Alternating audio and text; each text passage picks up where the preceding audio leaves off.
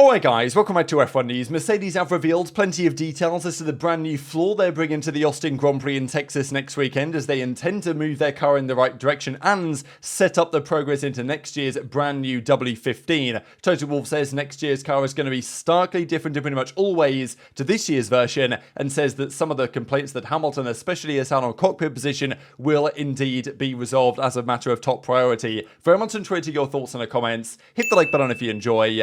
Subscribe if you're new as always, I would greatly appreciate it. Firstly, some track updates. The Belgian Grand Prix has apparently been extended, not just for 2024, but also, of course, for 2025. It's been a big point of controversy over the last few years whether they're going to start favouring street tracks over legacy circuits. That might well continue to be the case, but apparently Spa, they've come to an agreement. It will stay on the calendar for now. One race they have added, of course, let's not forget, is the Las Vegas Grand Prix. And yesterday they revealed the race weekend schedule. Now, we already knew this was going to be a Saturday race for the first time in a long time, so that it's kind of early morning European time, but the fact of the matter is, the entire weekend is very unfriendly to pretty much everyone across the whole world. I'm sure it's not, the further east you go, I guess, the better it gets. But if you are anywhere in the US, or just North America, South America, or in Western Europe, you've got a bit of a hard time watching this Grand Prix. So it's a Thursday, Friday, Saturday weekend. Practice 1 is 8:30 to 9:30, and practice 2 is at midnight to 1 a.m. And this is Pacific time. So it literally is midnight in Las Vegas at the time, and in UK that's 8 hours ahead. Practice 2 and qualifying will be at 8 a.m. UK time, but also it'll be at 3 a.m. Eastern time. So, you know, I don't really understand. I know that they want to do it as a night race in Las Vegas, sure, but that makes it so that the timing is just horrible, like the way they're doing this. That, I mean, yeah, I guess everything's going to be at night time, including all the practice sessions. Arguably, they should have brought this back slightly earlier in the day, just because at least then it would have worked for both viewers in the Pacific time zone, but also on the Eastern time zone. But then I guess it doesn't work as well for Europe, which is 9 hours ahead, mainland Europe, like, you know, France, Germany and stuff like that, compared to the Pacific time. So, yeah, then the Grand Prix is at 10 p.m. in Las Vegas, which is 1 a.m. Eastern time. So on, you know, a Sunday morning, that's not exactly ideal. And in Europe, well, for me, that'll be 6 a.m. For mainland Europe, that'll be 7 a.m. You guys can work it out from there. So, yeah, I don't know. I guess people expected the Las Vegas Grand Prix to be a reasonable time zone, such as Circuit of the Americas is. That's not the case, though. It's pretty unfriendly to just about every single person, unless you're there in person, I guess, which maybe is what they're going for at the end of the day. There was also this drama yesterday. You guys, I'm sure, remember, after the qualifying, especially for the Qatar Grand Prix, where Lance Stroll wasn't a happy man. He threw the steering wheel out of the car. He, went into the back of the garage, he pushed his trainer out the way, and they came out afterwards and said, no, there's nothing to this, they're like brothers.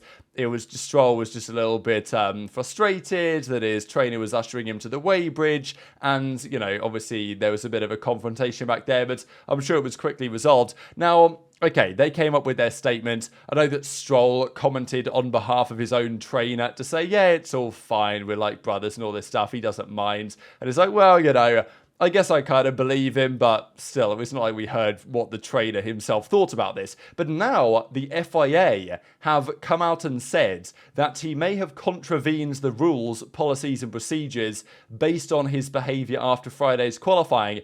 I don't really know why the FIA wants to or needs to get involved in this. I think it should really be an internal team matter, but, you know, it's interesting because we saw the other day, it was the comments that Marko made on Checo Perez with regard to his nationality. The FIA gave him like an official warning to say, hey, you are a spokesperson of XYZ, this contravenes the rules. And apparently what Stroll has done might be a similar, not a similar offence, but you know what I mean, a similar breach of the rules. Don't know what the implication there would be, but surprising to me that they're issuing this as a letter rather than just kind of letting the team decide internally how they want to deal with it. But intrigued to your thoughts on that in the comments. An update as well on what we talked about yesterday. Checo Perez is in a tough spot, there's no doubt. He's scored 5 points in the last 3 race weekends, including, of of course, the sprint as well. There's been 4 races in the last 3 weekends, and he's barely averaging a point per race at the moment. Horner says he desperately needs to find his form again. And then we had a load of comments from Gerhard Berger, who basically said,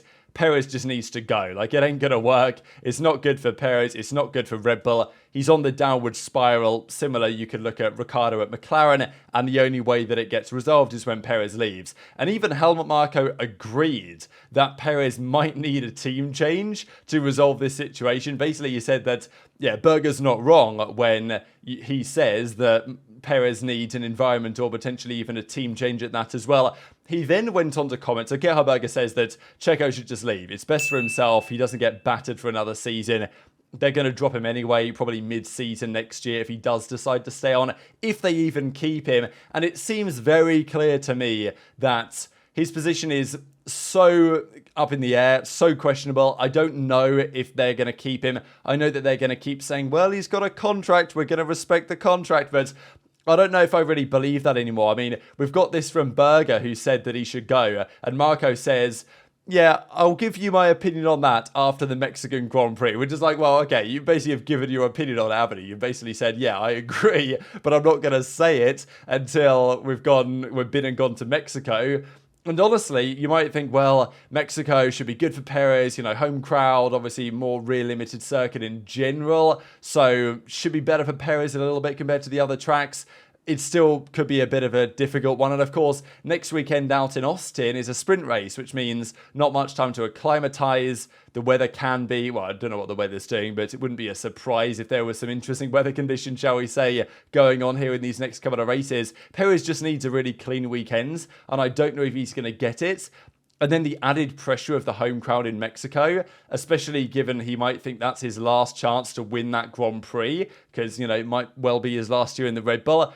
It might be a little bit too much and it might backfire in some sense. So Marko says, obviously, well, he says one thing and then he contradicts himself in a way and says, I'll repeat myself, Perez has a contract. We want to respect it. We don't have any alternatives.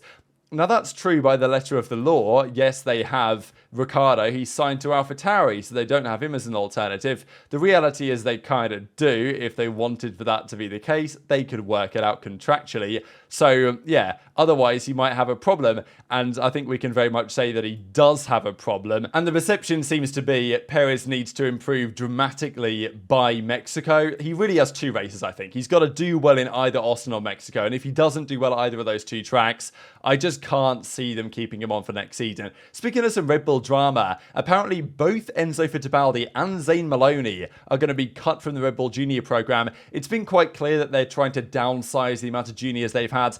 The amount of drivers that Red Bull have had in their academies over the past couple of decades at this point really is immense. And, well, some of them have gone on to do great things. Many of them haven't. Maloney, though, I kind of like this guy. I think he's pretty good. He's from Barbados. I was pretty impressed by him this season in the junior formulas. So I'm kind of surprised they're taking this route. Another driver that, of course, has impressed me and I talk about every so often is Oliver Bearman. And he actually got his first outing today in a Formula 1 car in one of the old Ferraris from a couple of years ago, as you guys can see here. So this is his first time in a Formula 1 car ever. He's only 18 years of age. He's going to be doing the free practice 1 tests for Haas in both Mexico and I think Abu Dhabi as well, which is, I believe, will make him the youngest ever British driver to test a Formula 1 car or do a practice session in a Formula 1 car, which is, yeah, quite something to be said, given there's been quite a few other young British Formula 1 drivers that have done rather well. So I do think the future's bright for Bearman. He definitely has the pace and we'll see him in a few races' time. Now, let's talk about Mercedes, the other team that has, well, the only team that has a couple of British drivers in their cars.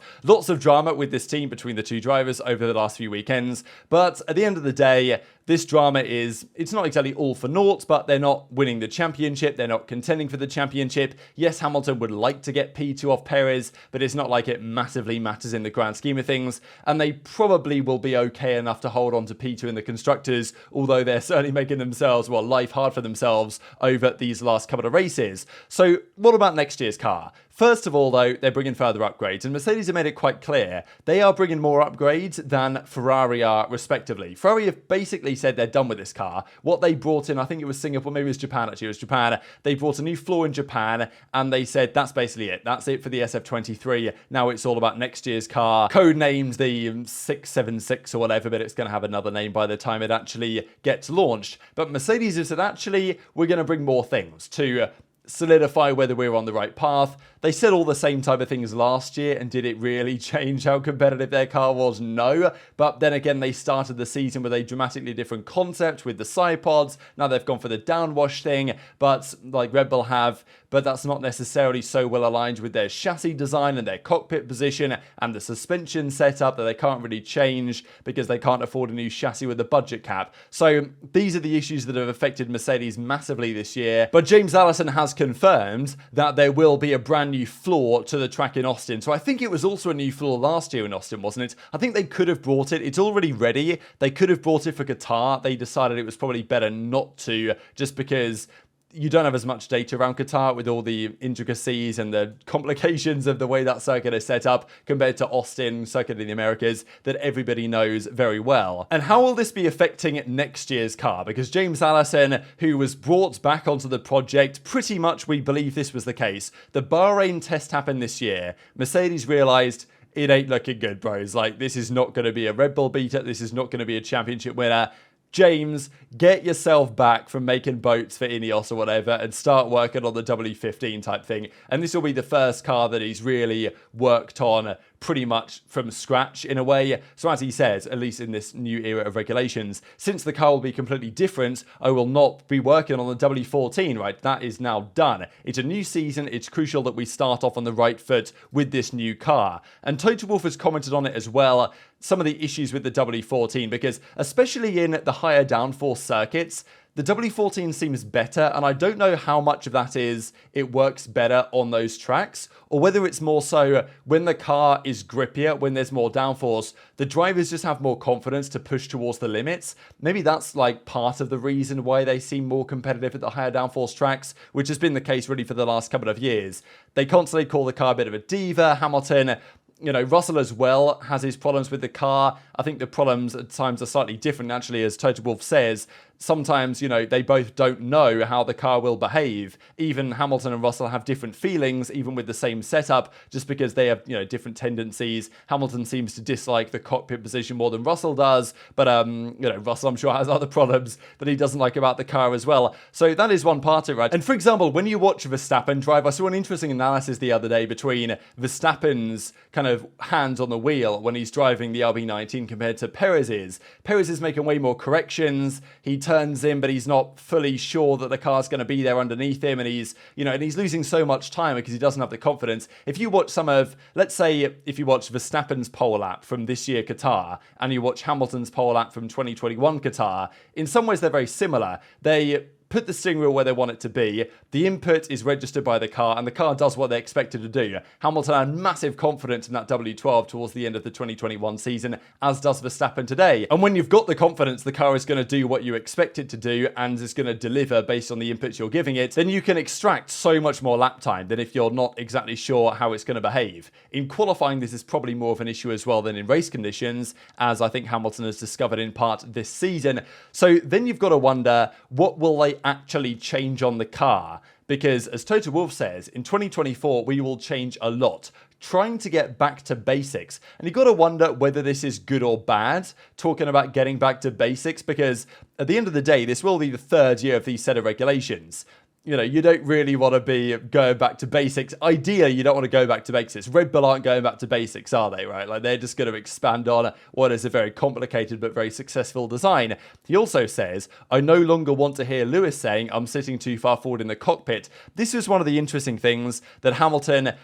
Clearly, the engineers didn't. They thought they listened to the simulation results more than they listened to Hamilton, because Hamilton was saying, do this, do that, put the cockpit here, etc., etc. They didn't do that. Hamilton was frustrated. They didn't listen to him. He's recently gone back to Brackley, had meetings, and apparently he's scheduled meetings every couple of weeks with the engineers to ensure they're making the progress he wants to see. Not that he exactly designs the car or knows how the airflow is going to work to make it quick, but he knows what he wants in the car, and he knows roughly how they could potentially deliver that if they listen to his suggestions. So Toto Wolff is saying, all right, Let's make sure we listen to Lewis this time around. Suspension mechanisms that we don't understand and so on. So this is interesting, saying that we have to be decisive about what we understand, and what we don't understand we have to put aside. It's not about technical sophistication but about solid engineering. And there was also another article that said, well, often engineers don't really know why their car is quick, they just know it's quick. So maybe it could be good for Mercedes to say, all right, if we don't understand this concept or why this doesn't work or something, let's just can it and go down a different direction that we do better understand.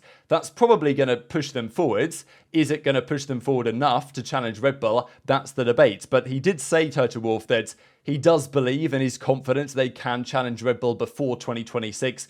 Everyone's confident they can challenge in 2026. Brand new engine rules, brand new aerodynamic regulations. Everyone's going to feel like they've got a chance. But before then, that's the challenge. But Toto Wolff says that, yeah, for sure, I wouldn't be in this sport if I didn't feel like I could beat Red Bull before 26. If you look at how much Aston Martin grew and the massive leap forward made by McLaren, if we were able to find 3 or 4 tenths, we'd be back in the game, which is true this season. But then you've got to wonder how much Red Bull have already developed on from this year's car going into next year. So that's the concern, but nonetheless, Mercedes, if they can make progress in Austin with their floor upgrades, that will show that they've made progress, they believe, at least on the right direction for what they want to do with next year's cars. I can't help but feel, though, that if they do want to win at the drivers next year, and Red Bull will probably take action to try and ensure they win the constructors again, I don't know if they think that Verstappen and Perez is an appropriate duo to win the Constructors' title again, and that's what we talked about yesterday at some length, given the progress of McLaren lately. But still,